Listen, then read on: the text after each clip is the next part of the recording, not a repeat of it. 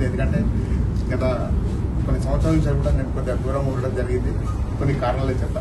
ఇప్పుడు జనసేన పార్టీలో చేరి ఇవాళ జనసేన పార్టీలో నాకు ఇవాళ ఈ యొక్క సభ్యత్వ నమోదు కార్యక్రమానికి కోఆర్డినేటర్గా నియమించాను.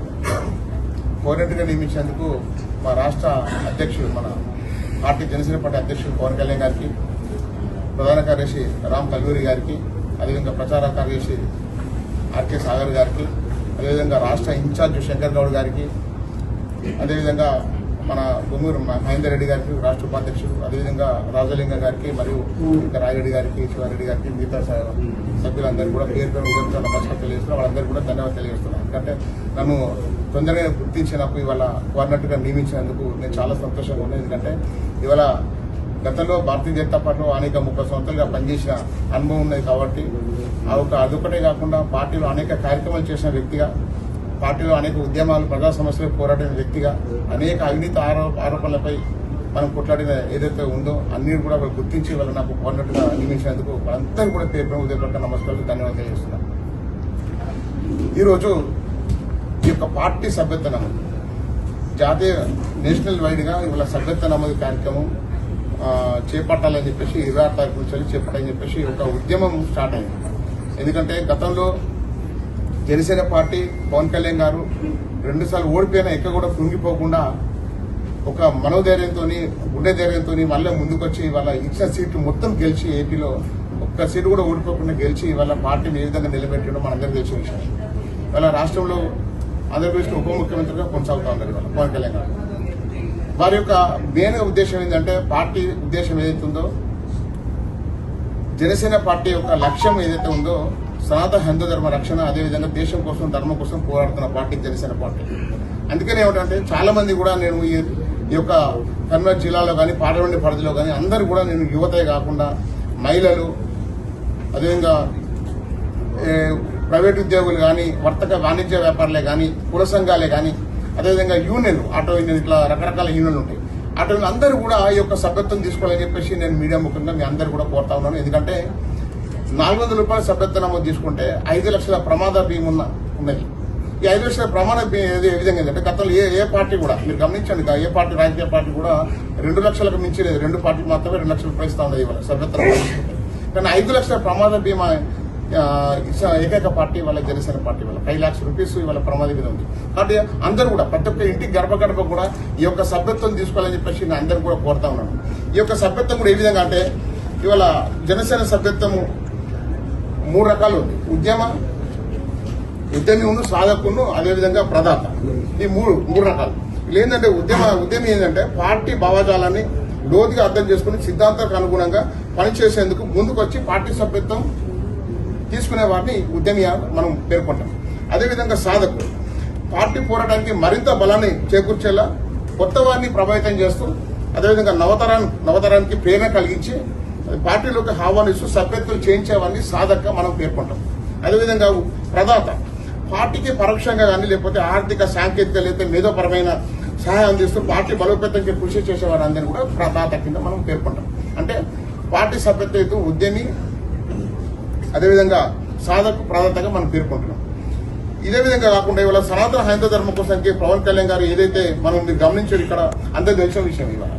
ఇవాళ ఈ కర్నూలు జిల్లాలో అనేక మంది మంత్రులు, ఎమ్మెల్యేలు, ఎంపీలు అందరూ కూడా ఉన్నా కూడా ఏ ఒక్క రోజు కూడా కనీసం కొండగట్టు దేవస్థానం ఇంత అభివృద్ధి చేసిన దాఖలు ఇవాళ కొండగట్టు దేవస్థానానికి ఆయన 35 కోట్ల పైన నిధులు ఇవ్వడం కాకుండా ఇవాళ గిరిపక్షం కోసం కూడా హామీ ఇచ్చి నిధులు ఇస్తానని చెప్పి హామీ ఇవ్వడం జరిగింది. మరి ఇక్కడ ఉన్న నాయకులు ఎవరైతే ఉన్నారో, అంటే అటు జైతల్ జిల్లా, గతంలో ఉన్న ఉమ్మడి జిల్లాలో పనిచేసినా కానీ ఇప్పుడు కొత్త జిల్లాలో పనిచేసిన ఎవరైతే ఉన్నారో ఎమ్మెల్సీలు కానీ, ఎమ్మెల్యేలు కానీ, ఎంపీలు కానీ, మంత్రులు కానీ, మరి ఎందుకు కొండగట్టు దేవస్థానం అభివృద్ధికి ఎందుకు కనీసం చూడలే?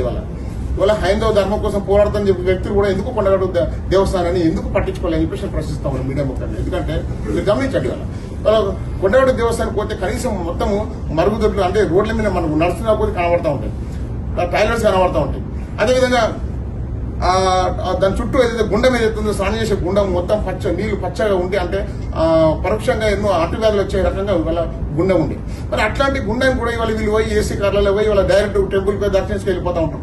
మరి ఎందుకు అక్కడ అభివృద్ధి ఎందుకు చేయాలో మరి వీళ్ళంతా సమాజం చెప్పాల్సిన అవసరం ఉంది. ఇవాళ దేశం కోసం, ధర్మం కోసం మాట్లాడడం ఒకటే కాదు, ఇవాళ హిందూ దేవాలయం పరీక్షించే బాధ్యత కూడా తీసుకోవాలి. ఇవాళ ఏ హిందూ దేవాలయం పరీక్షించే బాధ్యత ఇంతవరకు తీసుకోలేదు. ఇవాళ అదేవిధంగా ఇప్పుడు జనసేన పార్టీ సభ్యత్వము ఏదైతే తీసుకున్నాక వాళ్ళందరూ కూడా ఒక సమావేశం పెడతాము సభ్యత్వం, ఎందుకంటే దాదాపు ఒక 1 వీక్ అనుకున్నాము, 10-15 డేస్ కూడా సభ్యత్వం చేసే ఉంటే దీనికి నిరంతర ప్రక్రియ కాదు, ఇది కొద్ది సమయం మాత్రం ఇవ్వడం జరిగింది. కొద్ది సమయంలోనే జనసేన సభ్యత్వం తీసుకోవాలి. అందరూ కూడా నేను చెప్తాను మీడియా ముఖ్యంగా ప్రతి ఇంటికి కూడా జనసేన సభ్యత్వం తీసుకోవాలని చెప్పేసి పట్టుకొని కోరుతా ఉన్నాను.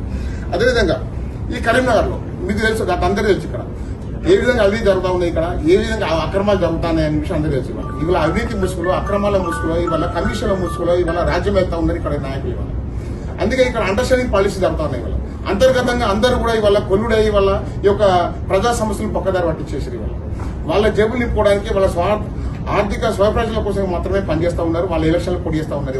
ఇవాళ ఎలక్షన్లు పోటీ చేయాలంటే లక్షల కోట్ల రూపాయలు పోటీ చేయాలనే ఒక సిద్ధాంతాన్ని పట్టుకొచ్చారు. ఇవాళ గతంలో మరి డబ్బులు లేని వాళ్ళు కూడా చాలా మంది పోటీ గెలవడం జరిగింది. మరి అట్లాంటి వ్యక్తులకు ఇవాళ బీఫామ్లు ఇవ్వకుండా డబ్బు ఉన్న వారికి బీఫామ్ ఇవ్వడం, అవినీతి అక్రమాలు చేసే వాళ్ళకి బీఫామ్ ఇవ్వడం, ఇవన్నీ కూడా కొద్దిగా ప్రజలు కూడా ఆలోచిస్తూ ఉన్నారు ఇప్పుడు. ఎందుకంటే రాబోయే కాలంలో కూడా ఇవన్నీ కూడా ప్రభుత్వం చేసే అవకాశం ఉంటుంది. ఇవాళ డబ్బే ప్రధానంగా ఇవాళ రాజకీయాలు నడుస్తూ ఉన్నాయి. ఇవాళ మరి డబ్బే ప్రధానంగా రాజకీయాలు నడిస్తే మరి నీతిగా నిజాయితీగా కొట్లాడే వ్యక్తులకు పరిస్థితి ఏంటి? ఇవాళ ప్రజలు ఆలోచించాలి. ఈ విషయం ప్రజలు నిక్కచ్చిగా ఆలోచించాలి. ఎందుకంటే ఇవాళ మాయమాటలకు, ఏదైతే ఊకదంపుడు ఉపన్యాసాలకు, అదేవిధంగా వాళ్ళు చెప్పే ప్రలోభాలకు గురి కావద్దని చెప్పేసి ప్రజలు కోరుతా ఉన్నాను ఇవాళ. ఎందుకంటే వాళ్ళ ఓట్ల కోసానికి రకరకాల వేషాలు వేస్తారు. ఇవాళ ఆ వేషాలు వేసేటోళ్ళు కొద్దిగా గమనించాలని చెప్పేసి నేను కోరుతా ఉన్నాను పబ్లిక్. ఎందుకంటే వాళ్ళ కన్న ప్రజలు వివేకవంతులు, వాళ్ళందరికీ ఆలోచిస్తారు ఇవాళ. కానీ ఎలక్షన్లు వచ్చే టైంకి మాత్రం ఎందుకు మరి ఈ రకంగా ఆలోచిస్తారో అర్థం చేసుకోవాలి ఇవాళ. అదేవిధంగా మన గతంలో కూడా మీరు తెలిసి ఈ విషయం, ఈ అంతర్గత ఏదైతే రాజకీయ ఒప్పందం ఏవైతే ఉన్నాయో వాళ్ళకి అవసరానికి మాత్రమే, అంటే కార్యకర్తలు నష్టపోతా ఉన్నారు, ఇక్కడ ప్రజలు నష్టపోతా ఉన్నారు. కానీ వాళ్ళు మాత్రమే ఇవాళ నేను ఇక్కడ గెలవాలి, మీరు అక్కడ గెలవాలి, నాకు నువ్వు పోటీ కాదు, నాకు నువ్వు పోటీ కాదు, నీకు నేను పోటీ కాదు అనే కోణంలో ఇవాళ పనిచేస్తా ఉన్నారు ఇవాళ అగ్రనేతలు, పార్టీల అగ్రనేతలందరూ కూడా. ఇవాళ మీరు గమనించండి, ఇవాళ ఒక ముఖ్యమంత్రి స్థాయి ఉండే రేవంత్ రెడ్డి గారు ఇవాళ కరీంనగర్ మేయర్ 66 స్థానాలు ఉన్నా కానీ ఈ ప్లేస్ తీసి పెట్టి చొప్పండిపై మీటింగ్ పెట్టడంతో అర్థం చేసుకోవాలి. ఇవాళ ఏ రకంగా అంతర్గతంగా రాజకీయాలు నడుతూ ఉన్నాయి, ఇక్కడ ఏ రకంగా అంతర్గతంగా వీళ్ళంతా ఒప్పందాలు చేసుకుని ఇవాళ పార్టీలు నడుపుతున్నారు అనే విషయం కూడా అర్థం చేసుకోవాలి ప్రజలందరూ కూడా. ఇవాళ అంటే ఒక చిన్న చొప్పండి మొన్న మున్సిపాలిటీ అయింది, అంతకుముందు మండలేదు. అంటే ఒక ముఖ్యమంత్రి స్థాయి వ్యక్తి చొప్పండికి ఏంటంటే ఇవాళ కరీంనగర్ 66 కార్పొరేషన్ ఇచ్చిపెట్టిపోయినట్టు అర్థం చేసుకోవాలి. ఇక్కడ ఏ విధంగా రాజకీయాలు అంతర్గతంగా ఒప్పంద రాజకీయాలు అండర్స్టాండింగ్ పాలిటిక్స్ నడుతుందో అర్థం చేసుకోవాలి ప్రజలందరూ కూడా. ఎందుకంటే ఇట్లాంటి పాలిటిక్స్ ఏవైతే ఉన్నాయో ప్రజలకు చాలా కిడి చేస్తాయి. ఎందుకంటే పబ్లిక్ సమస్యలు పక్కదారి పడతా ఉంటాయి వాళ్ళు. అదే రకంగా గతంలో కూడా ఎన్నో రకాల హామీలు ఇవ్వడం జరిగింది. కరీంనగర్కు అధ్యస్థం విధ్యస్థం అని చెప్పేసి మళ్ళీ కన్వర్కి ఏం తెచ్చారో మీకు అందరూ తెలుసు. వాస్తవంగా రాష్ట్రానికి కానీ లేకపోతే జిల్లాకు కానీ లేకపోతే ఈ నగరానికి కానీ హక్కుగా